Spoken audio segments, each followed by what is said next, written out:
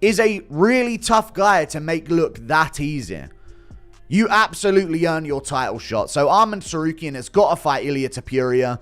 No more funny business. Ilia, why are you running? I will take your lights out in the first round. Oh! Arman Tsarukyan's recent trajectory has now shifted toward Ilia Topuria, establishing what may be the most compelling emerging rivalry in the lightweight division and a highly anticipated confrontation.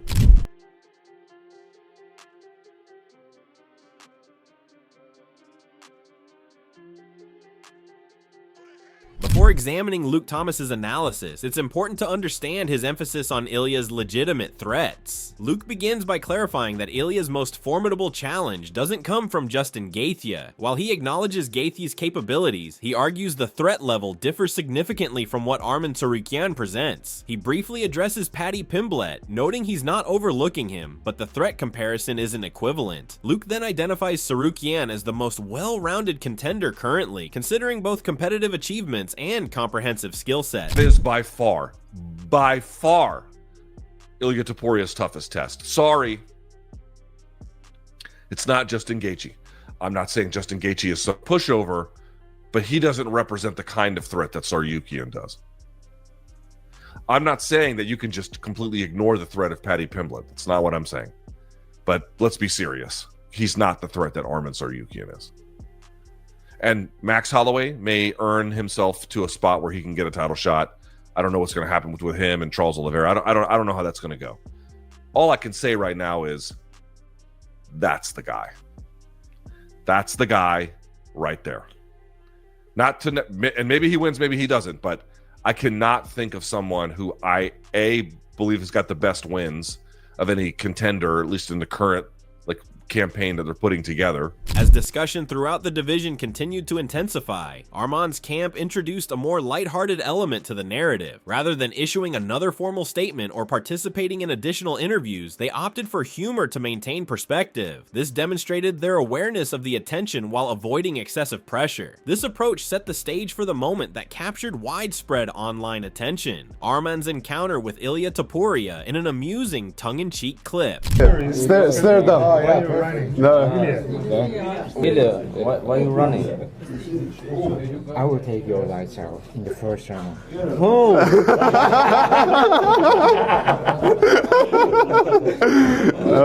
Brother, if you want Arman high-level wrestling, send him 2-3 years Dagestan and forget.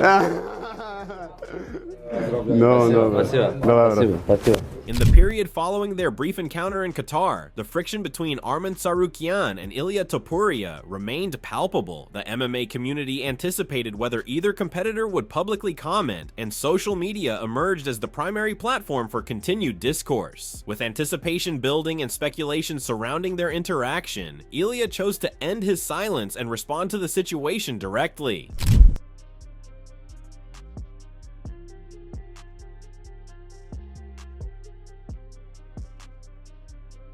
Additionally, analyst Nick Pete examines Arman Tsarukyan's most recent bout and emphasizes the comprehensive nature of his dominance. He notes that Arman displayed evolution across all disciplines: striking, grappling, and tactical execution, proving he's reached his athletic peak. Pete also observes that beyond securing his #1 contender status, Arman now poses a legitimate threat to Ilia Topuria, suggesting a possible transformation at lightweight summit. He beat him everywhere. Yeah. He beat him in every single department of the game.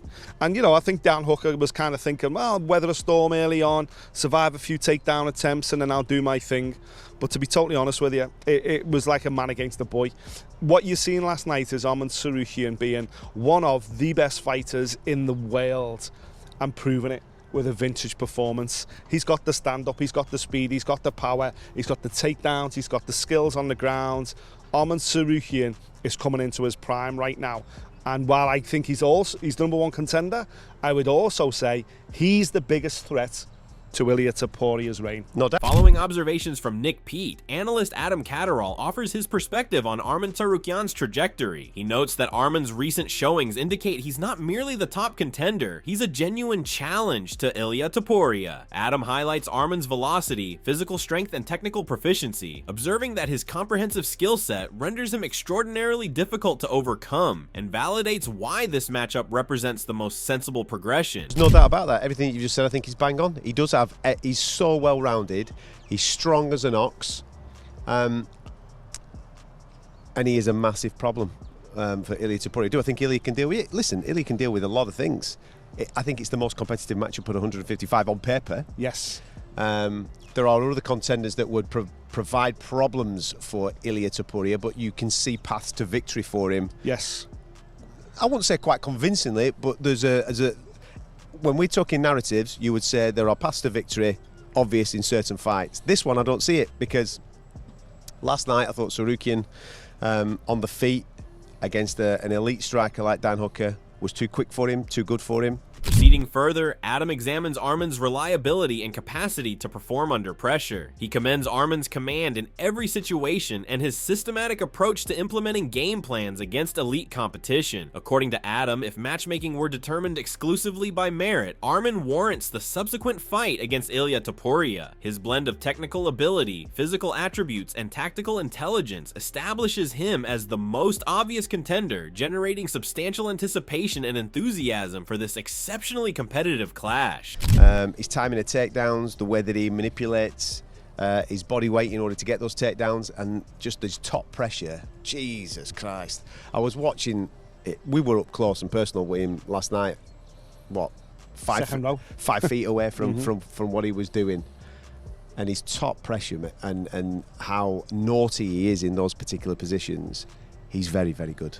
Very, very, very good. And listen, we've got to bang the drum for meritocracy, because he's been given the challenges, he's come through those challenges, and he should be next. If this is a game on meritocracy, we know it's not, as you've highlighted, but if it is a game on meritocracy, Arman Tsarukyan fights Ilia Topuria next year. Expanding further, MMA Guru begins by acknowledging how exceptional Arman's latest performance proved to be. Defeating high-caliber opponents with such authority demonstrates he's legitimately earned his position in title contention. He emphasizes that Arman now requires a bout with Ilia Topuria, without postponements or alternative options. With the lightweight division finally demonstrating activity, contenders are positioned, and champions should prioritize remaining in their weight class, rather than pursuing opportunities elsewhere. Is a really tough guy to make look that easy. You absolutely earn your title shot. So Arman Tsarukyan has got to fight Ilia Topuria. No more funny business. I know there's the conversations of Makhachev versus Topuria, but I think Makhachev's got work to do at welterweight. We've got contenders. In some moments in these divisions, someone takes the belt and you're thinking, there's no contenders. They've been sat on their ass for the last 6 months. We have contenders in a division, and when there is contenders in a division, the champion needs to get going. In that division, you just moved up to lightweight. In my opinion, there never should have been a conversation in the first place about Ilia Topuria moving up again, unless Arman was still sat on his ass. That is the only way I would have justified it, and probably the only way I did justify it was that there was nothing going on in the lightweight division. Developing this point, Guru clarifies that transitioning Elias to a different division would be counterproductive at this juncture. Arman has validated himself through quality victories and is cultivating a substantial following. The interest surrounding a potential Arman versus Elia matchup is accelerating rapidly. With clearly defined contenders in lightweight and audience investment already present, this pairing represents the most logical direction and would allow both competitors to cement their respective standings. Seeing as Arman just did this, you have to make him versus Ilia Topuria, and based on the interactions of all the posts that we're seeing about this, there's hype for this.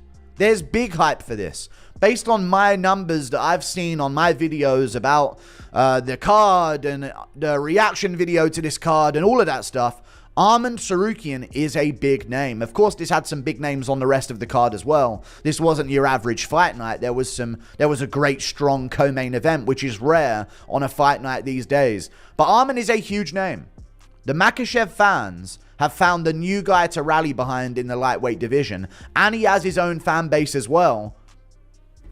it works a dream. He's now got his own fan base, and it's big. And after the Oliveira fight, it was a bit like, this guy, Oliveira should have won, and all this conversation, and people weren't really ready to jump on the hype train yet. In his concluding remarks, Guru concentrates on the urgency for this bout. Following the Oliveira victory, Arman demonstrated his credentials, and the call-out generated genuine momentum. Ilia remains a formidable test, ensuring the fight maintains competitive integrity and significance. Now he's really established himself and became a big name and made the call-out, which was pretty uneventful call-out, by the way, but it's a call-out nevertheless. There's hype behind this fight. You have to make Ilia Topuria versus Arman Tsarukyan, and then we can have other conversations. And for the rest of that lightweight division, you know, there was conversations about Ilia fighting Paddy Pimblett or Ilia fighting Justin Gaethje. In hindsight, he should have got one of those fights booked because this one's going to be trickier, but I still think he can win it for sure. But it's going to be trickier. These odds aren't going to be wide. It's going to be Ilia Topuria. There's no way he's going to be a 2-1 favorite here. Maybe he'll be close to it.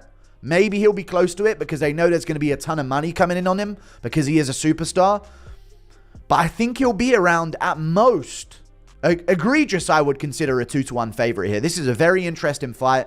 Following the callouts and promotional buildup, tensions between Arman Tsarukyan and Ilia Topuria have escalated beyond the competition itself. Observers and media personnel have monitored every public interaction attentively. In Qatar, the environment was notably charged, with both camps navigating the venue.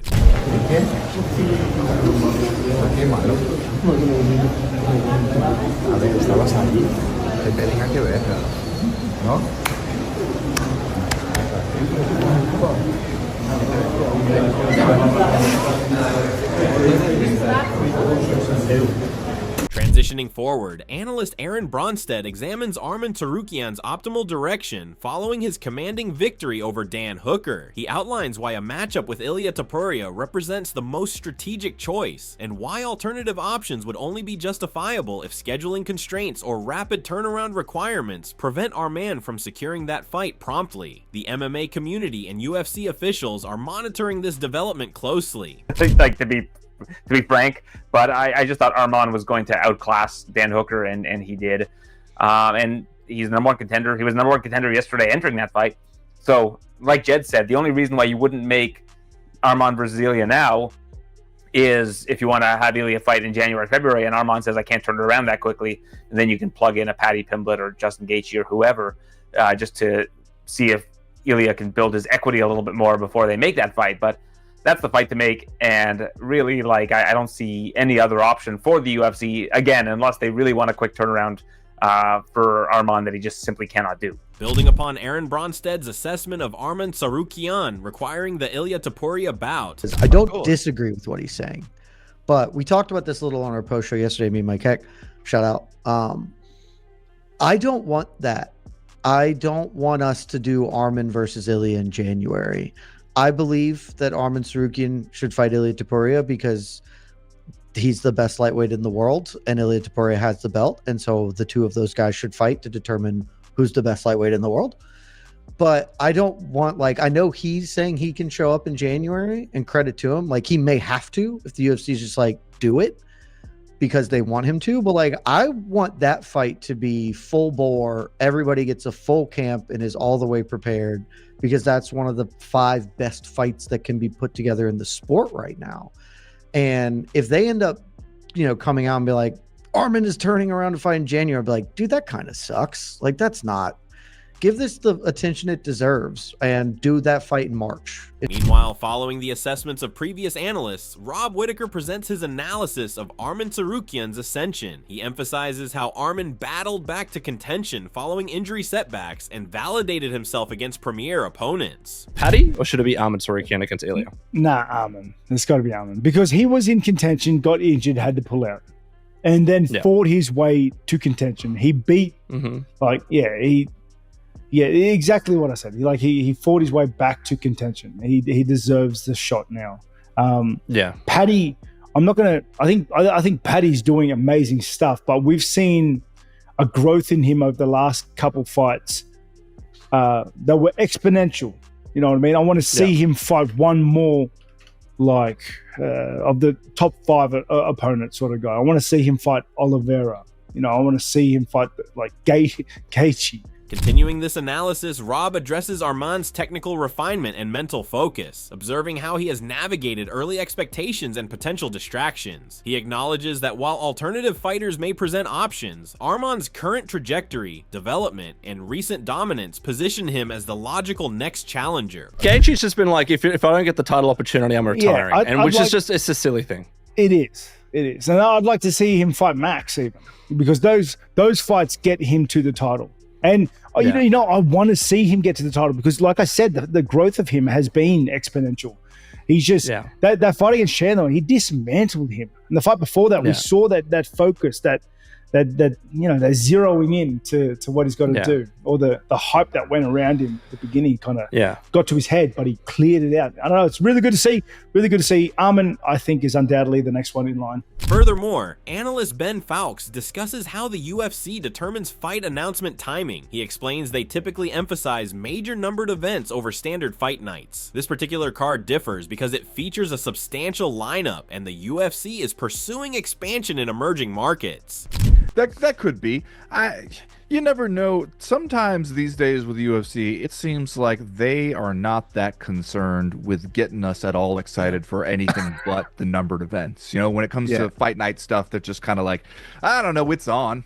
If you want to watch it, it's there. You know, this one seems like a little bit of a different one, so maybe they would hold off for this one because it's like, okay, we're going over there to Qatar. We're doing one of these things where we're trying to move into different markets, especially if they're paying us just to bring the cage over there.